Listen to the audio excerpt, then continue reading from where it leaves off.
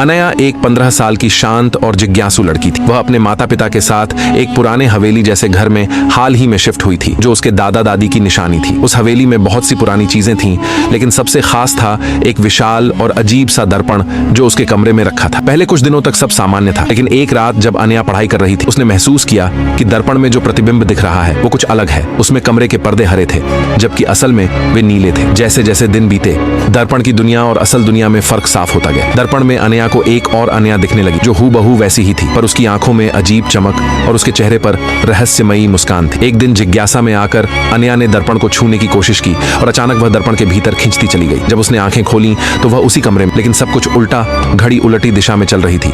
किताबें अजीब भाषाओं में थीं और हर चीज में रहस्य था।